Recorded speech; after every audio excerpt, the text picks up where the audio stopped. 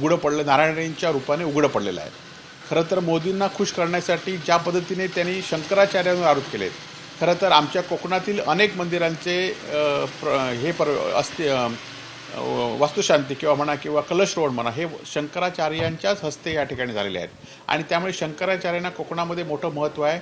राणेसुद्धा अनेक या शंकराचार्यांच्या बरोबर अनेक कार्यक्रमाला उपस्थित असल्याचे फोटोसुद्धा आपण वेळोवेळी बघितले असेल. आणि त्यामुळे मोदींना खुश करण्याच्या नादात त्यांनी हे आरोप शंकराचार्यावर केलेले आहेत. आणि भाजपच्या कुठल्याच नेत्यांनी त्याच्यावर प्रतिक्रिया व्यक्त केली नाही.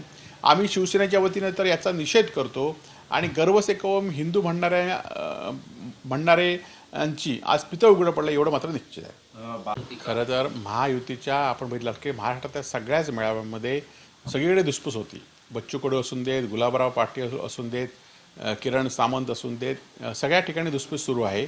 आणि ही धुसफूस लोकसभा झाली की बाहेर पडेल. लोकसभेपुरता भाजप शिंदे गटाला आज गरज कोणाला आहे की भाजपला गरज यांची आहे, म्हणून हे महायुतीचे मेळावे घेत आहेत. खरं तर आमच्या सिंधुदुर्ग जिल्ह्यामध्ये जो मेळावा झाला त्यावेळी खरं तर मेळावा भाजपचा होता आणि 2 खुर्च्या फक्त शिंदे गटाला आणि राष्ट्रवादीला ठेवल्या होत्या. आणि निश्चितपणे त्यांना फक्त वापर करून घ्यायचा आणि लोकसभा निवडणूक झाली की हा वापर या ठिकाणी त्यांना त्यांच्या पदावरून दूर करतील एवढं मात्र निश्चित आहे.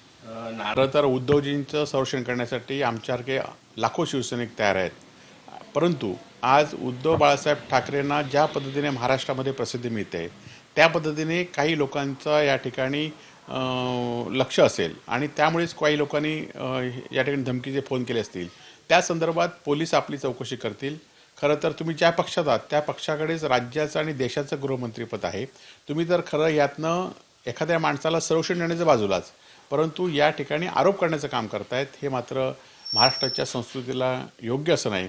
याआधीसुद्धा खरं तर उद्धवजींनी कधीच संरक्षणाची मागणी केली नव्हती, परंतु तुमच्या वडिलांनी मात्र मागणी केली होती की माझ्या जीवाला धोका आहे आणि त्यामुळे केंद्राचं संरक्षण या ठिकाणी द्या. खरं तर उद्धवजी काल पण बघितलं असाल की कल्याणमध्ये ज्या पद्धतीने गेलेत, लोकांमध्ये सहभागी झालेत, कुठलंही पोलीस संरक्षण त्या ठिकाणी नव्हतं. तुम्हाला मात्र पोलीस संरक्षणाची गरज लागते. ही गरज का लागते याचा पण आपण विचार करावा. खरं तर उद्धवजी ठाकरे यांनी कधीच सांगितलं नाही की मी राम आंदोलनामध्ये स्वतः सहभागी अयोध्येला होतो म्हणून. खरं तर उद्धवजींचेच वडील बाळासाहेब ठाकरे यांनीच खरं तर राम मंदिराच्या आंदोलनामध्ये सहभाग घेतला होता किंवा मार्गदर्शन केलं नसलं तर राम मंदिराच्या ठिकाणी जी बाबरी मशीद होती ती उद्ध्वस्त झाली नसती, ही वस्तुस्थिती आहे. आणि खरं तर नितेश राणेंनी आपले वडील आधी कुठे कामाला होते याची माहिती घ्यावी आणि बाळासाहेबांच्या कृपेमध्ये कुठपर्यंत पोचलेत याची पण त्यांनी माहिती घ्यावी.